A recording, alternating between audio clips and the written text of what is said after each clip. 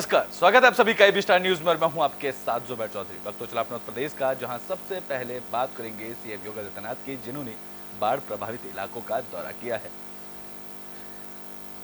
तो यूपी के कई जिलों में बाढ़ का सितम देखने को मिल रहा है, लिहाजा सरकारी अमला भी अलर्ट हो गया है। मुख्यमंत्री योगी आदित्यनाथ ने बाढ़ प्रभावित कासगंज, शाहजहांपुर और फर्रुखाबाद का दौरा किया। इस दौरान सीएम योगी आदित्यनाथ ने कहा है कि कई जिले बाढ़ से तो कई सूखे से प्रभावित हैं। सीएम योगी ने बताया कि 21 जिलों के कई गांव बाढ़ से प्रभावित हैं। सरकार ने बाढ़ से निपटने के लिए तैयारी कर ली थी, लेकिन प्रतिनिधियों और अधिकारियों से संवाद भी सरकार की तरफ से किया गया था, जिसकी वजह से बाढ़ से नुकसान को बहुत कम करने में सरकार सफल रही है। सीएम योगी आदित्यनाथ ने कहा है कि लगातार बाढ़ प्रभावितों को राहत सामग्री बांटी जा रही है। बाढ़ प्रभावित इलाकों में एनडीआरएफ समेत कई टीमें भी तैनात की गई हैं। सीएम योगी ने कहा कि बाढ़ में जिन लोगों का मकान टूट गया है, उन्होंने प्रधानमंत्री आवास योजना का लाभ अब सभी को मिलेगा। किसानों को बाढ़ में बर्बाद हुई फसलों के मुआवजे को भी दिया सरकार की तरफ से दिया जाएगा। प्रभारी मंत्री, प्रदेश के उच्च शिक्षा विज्ञान प्रौद्योगिकी विभाग के मंत्री श्री योगेंद्र उपाध्याय जी, माननीय सांसद मुकेश राजपूत जी, जिला पंचायत की अध्यक्ष श्रीमती मोनिका यादव जी, भारतीय जनता पार्टी के जिला के अध्यक्ष श्री रुपेश गुप्ता जी, माननीय विधायक सुशील कुमार साक्य जी, नागेंद्र सिंह राठौर जी, मेजर सुनील दत्त द्विवेदी जी, डॉक्टर सुरभि जी, विधान परिषद सदस्य श्री फ्रांसो दत्त द्विवेदी जी और उपस्थित फर्रुखाबाद से जुड़े हुए सभी नागरिक भाइयों में। तो बुलेटिन में बात मथुरा की कर लेते हैं, जहां सावन के आखिरी सोमवार पर शिवालयों पर शिव भक्तों का जन सैलाब उमड़ा है।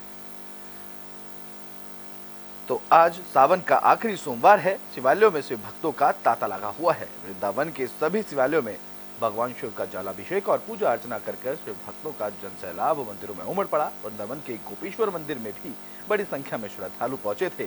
जहांनगर के प्रसिद्ध वंशीवट स्थित गोपेश्वर महादेव, वनखंडेश्वर महादेव, बिहारी वाश्वर महादेव और प्रताशवे महादेव, उसके साथ साथ हरेश्वर महादेव समेत तमाम शिव मंदिरों में शिव भक्तों की भीड़ उमड़ी। बता दें कि भक्तों ने भगवान शिव का बेलपत्र, धतूरा, फल फूल, यमुना और गंगा के जल से अभिषेक किया और परिवार में सुख, शांति और समाज कल्याण की कामना की। यह जैसा कि श्रावण का लास्ट सोमवार चल रहा है और श्रावण ही स्वयं भगवान शिव के मास होता है। आज अपार भीड़ है, जिसमें थोड़े कांवरिया भी आज चल रहे हैं और पब्लिक भी देख रहे हो, अब यात्री भी हैं, बाहर से आने वाले लोकल आदमी भी हैं। आज ये भी हमारे ब्रिजवासी जन हैं, सब अपने अपने व्रत वगैरह रखेंगे, भगवान का पूजन करके अपने मनोकामना जो भी है, आज उनकी मनोकामना पूर्ण हो जाएगी। और जैसा कि भीड़ भाड़ की आप पूछ रहे तो आप देख ही रहे हैं, लाइन लगी हुई है, विधि प्रशासन अपनी व्यवस्था में लगे हुआ है, पूरी सब सुचारू रूप से व्यवस्थाएं चल रही हैं। पूजा, आज की पूजा तो महत्व मानी जाती है क्योंकि आज आखिरी सोमवार है। इस बार तो सावन 2 महीने के सावन हो चुके हैं और लोगों ने श्रद्धा पूर्वक बहुत अच्छे मन से भगवान शिव जी की पूजा की है। ये तो हम लोगों की श्रद्धा है कि हम भगवान को किस तरह से पूजते हैं। भोले भगवान के ऊपर पूरे संसार टिका हुआ है।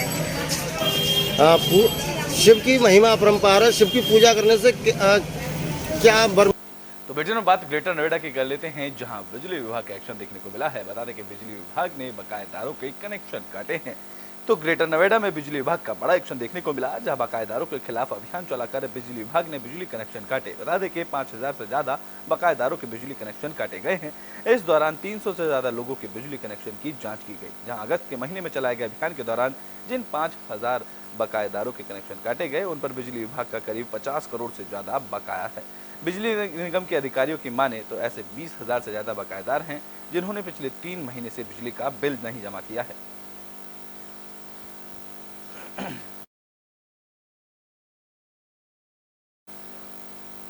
बेटे में बात कन्नौज की कर लेते हैं, जहां महंत राजू दास के बयान पर खूब सियासत देखने को मिल रही है। इस बीच उनके बयान का विरोध भी देखने को मिल रहा है। तो अयोध्या हनुमानगढ़ी के महंत राजू दास के बयान पर विवाद गहराने लगा है। महंत राजू दास ने महिलाओं पर अभद्र टिप्पणी की, जिससे संत समाज नाराज है। हालांकि बयान के बाद बवाल उठता देख उन्होंने माफी भी मांगी। कन्नौज में जिले के संतों ने समाजवादी पार्टी के नेता नवाब सिंह यादव की अगुवाई में प्रदर्शन किया और महंत राजू दास की गिरफ्तारी की मांग की है। किस तरह का विरोध है ये विरोध है, जैसे हम सारे संत हैं तो मेरा काम है सत्य बोलना, गरीबों की रक्षा करना, माँ बेटियों की इज्जत को बनाना, साधना करना, भजन ध्यान करना, ना कि मुझे किसी भी व्यक्ति पर टिप्पणी करें, किसी को अपमानित करें, ये मेरा कर्तव्य नहीं है।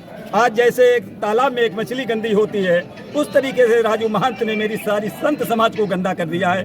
जो अपशब्द मान लो किसी बड़े राजनेता के लिए बोले, उसके बाद आज माँ बेटियों के लिए बोल रहे हैं, अपनी एक परीक्षण कराने के लिए तैयार हो रहे हैं, तो ये संत के लक्षण नहीं है।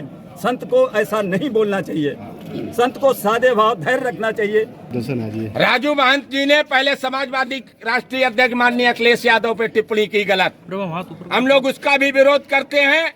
कल जो उनकी टिप्पणी आई बहन बेटियों पर, हम साधु हमारे लिए भगवान के समान होते हैं, हम उनकी पूजा करते हैं, भगवान का स्वरूप संतों में देखते हैं। लेकिन राजू ने ये क्या कह दिया जिससे संतों में उबाल आ गया और संत परेशान हैं, इनकी मर्यादा तार तार हो गई। लोग इन पे कमेंट करते हैं कि बाबा कामी कब से हो गए, बाबा तो संत होता था, साधु ऐसा चाहिए जैसा शुभ स्वभाव। तो बुलेटिन में बात बागपत की कर लेते हैं, जहां पुलिस की परेशानियों को लेकर एक सिपाही ने सीएम योगी आदित्यनाथ से गुहार लगाई है। तो बागपत में तैनात एक सिपाही ने मुख्यमंत्री योगी आदित्यनाथ से गुहार लगाई और सीएम के सामने पुलिस की परेशानियों का मुद्दा उठाया है। दरअसल बहन की मौत पर छुट्टी न मिलने से सिपाही आहत है। सिपाही का वीडियो सोशल मीडिया पर जमकर वायरल हो रहा है। हालांकि कुछ देर बाद सिपाही ने दूसरा वीडियो जारी किया, जिसमें वो ये कहता हुआ नजर आ रहा है कि वो छुट्टी की बात भावुकता से बोल गया। बता दें कि सिपाही ओमवीर सिंह ने सिपाहियों की आत्महत्या के पीछे मानसिक तनाव को मुख्य वजह बताया और पुलिस की बॉर्डर स्कीम खत्म किए जाने की मांग की है।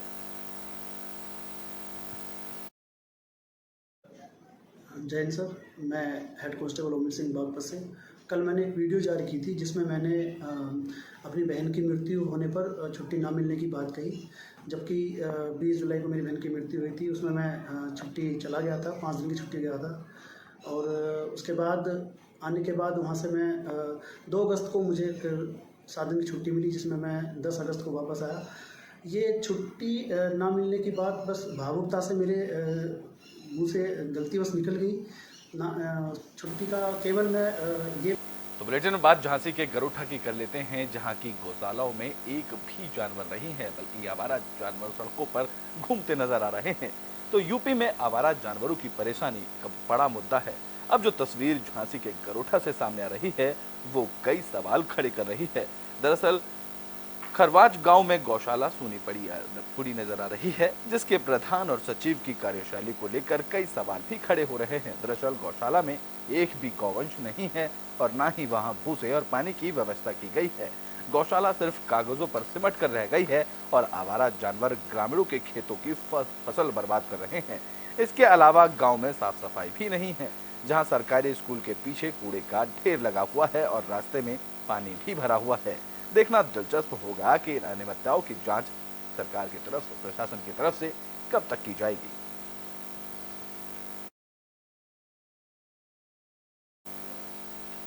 तो बेटे में बात ग्रेटर नोएडा की कर लेते हैं, जहां पुलिस और बदमाशों के बीच मुठभेड़ हुई। इस दौरान गोली लगने से बदमाश घायल हो गए। तो ग्रेटर नोएडा में पुलिस और बदमाशों के बीच मुठभेड़ की खबर सामने आई है, जब मुठभेड़ में 2 बदमाश पैर में गोली लगने से घायल हो गए। दरअसल बिसरख थाना इलाके में पुलिस चेकिंग कर रही थी। इस दौरान जब पुलिस ने बाइक सवार 2 युवकों को रोकने का इशारा किया तो वो बाइक लेकर घुमाकर भागने लगे।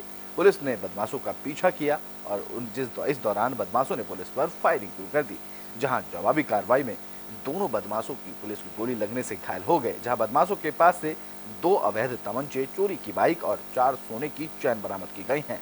हाँ, जानकारी के मुताबिक बदमाशों ने कुछ दिन पहले ही बसरख थाना इलाके में चैन लूट की वारदात को अंजाम दिया था।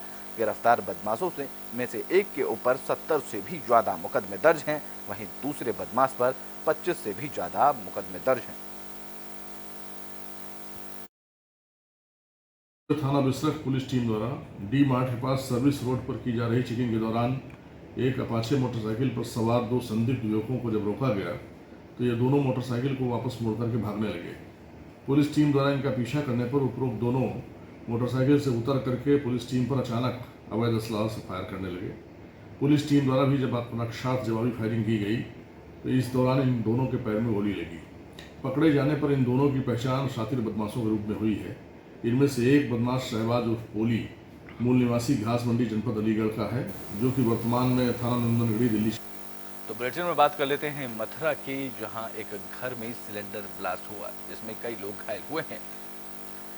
तो मथुरा के मेहरोली गांव में सिलेंडर ब्लास्ट की खबर सामने आई। दरअसल एक महिला चाय बना रही थी। इस दौरान गैस सिलेंडर फटने से आग लग गई और मकान जमींदोज हो गया। हादसे में चाय बना रही महिला झुलस गई। गनीमत यह रही कि इस दौरान कोई बड़ा हादसा नहीं हुआ। मामले की जानकारी मिलने पर फायर ब्रिगेड की टीम मौके पर पहुंची और ग्रामीणों की मदद से आग पर काबू पाया गया।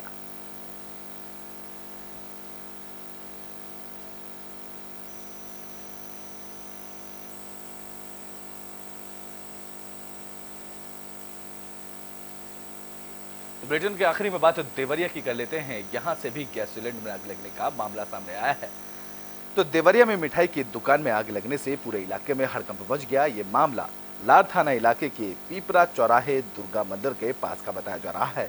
जानकारी के मुताबिक दुकान में गैस सिलेंडर में आग लगी थी। दुकान का सारा सामान इस दौरान जलकर राख हो गया, जहां स्थानीय लोगों की मदद से आग पर काबू पा लिया गया, लेकिन दुकान में रखा लाखों का सामान जलकर राख हो गया है।